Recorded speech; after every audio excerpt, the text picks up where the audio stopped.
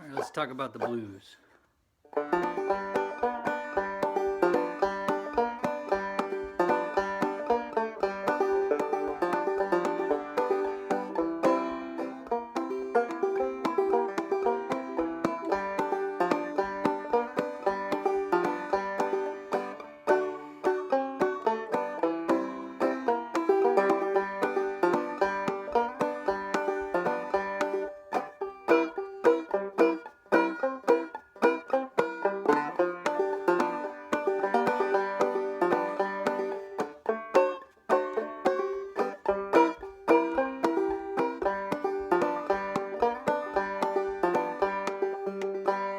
Alright, so what am I doing there?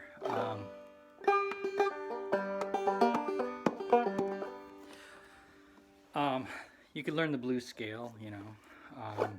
It's pretty much the G major with the blue notes thrown in. But I think it's a lot easier to memorize the chords in a scale and then play off the chords. So what chords am I playing? It's a little different than the G major, right? You got your G major chord, and that's still valid, but we're sprinkling in a blue note. Right? So you're open G, and you just take that first string up 3 frets. You hear that? That blues chord, that 7th chord, it wants to resolve. So you just lift off.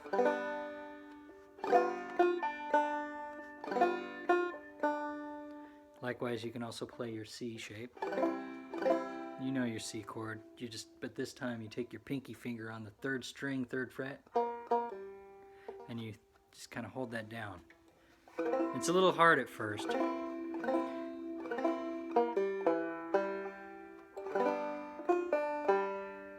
Right? And you can also do your D7. And this one's real hard. Of course, any sane person would just play the D chord, the D7 chord right here. That's the easy 2-finger chord that we probably all started learning. You got your first finger, pointer finger on the 2nd string, 1st fret, and your middle finger on the 3rd string, 2nd fret, right?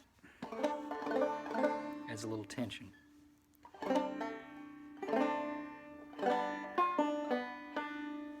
All right.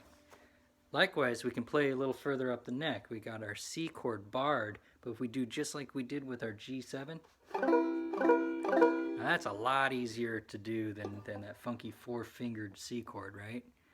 So, the concept's the same. You're just doing the 7th shape of that by sprinkling in the blue note. Remember, anything you do on that 1st string, you can also do on the 4th string. And then you do the same thing with the D barred. So you take that 7th fret barred and you take your finger and go up 3 frets.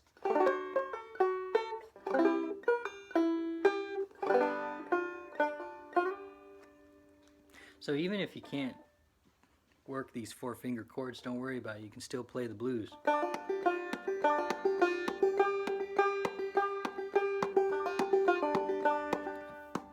I'm just playing that 1st string.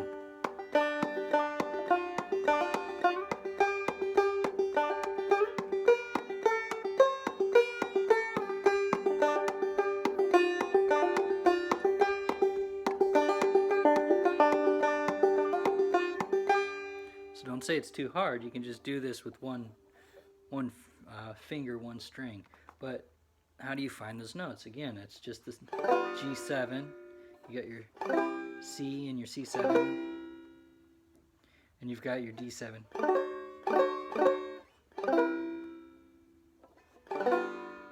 Right? And you can play the chords in different places. So here I'm just fretting the 4th string, 3rd fret.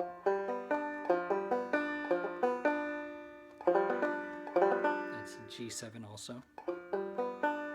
Get your G or C7.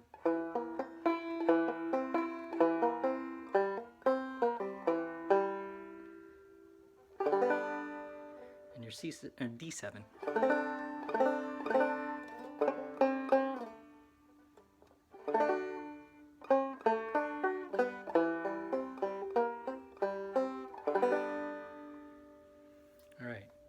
So you put that all together. You don't have to switch chords to get those access to those blue notes. The easiest riff that I like to play is you just kind of hammer on that 4th string, 3rd fret, and then you hit the 3rd string.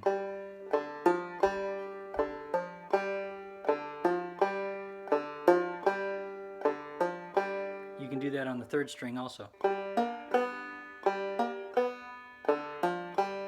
And the reason that works is those blue notes come from those chords that we just went over.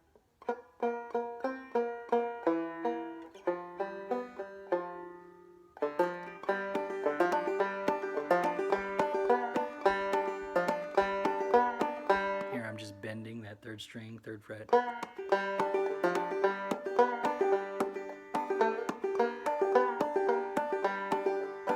You see how I was doing a slide from the 3rd string, 2nd fret to the 3rd fret? Why did that work? Well, that origin of that slide was in my D7th chord.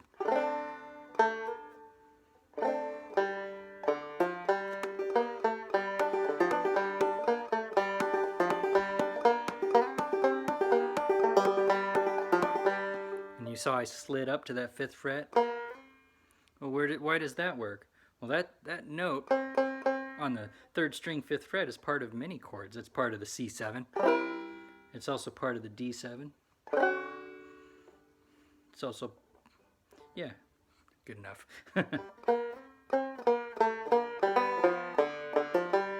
Right?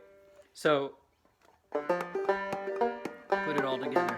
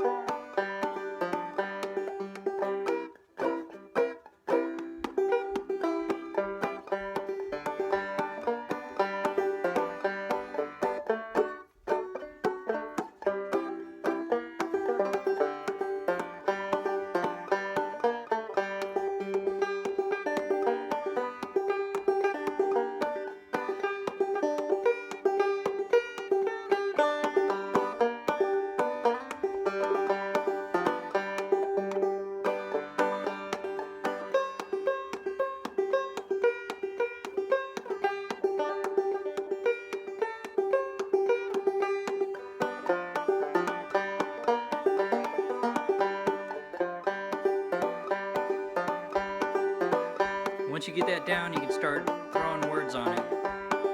I hear the train a-comin', it's rolling round the bend. I ain't seen the sunshine since I don't know when. I'm stuck in Folsom Prison, time keeps dragging on.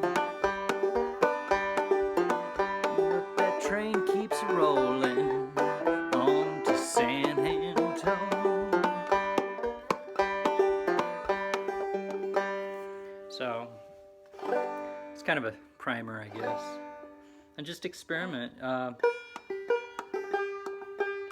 Anywhere those blue notes live.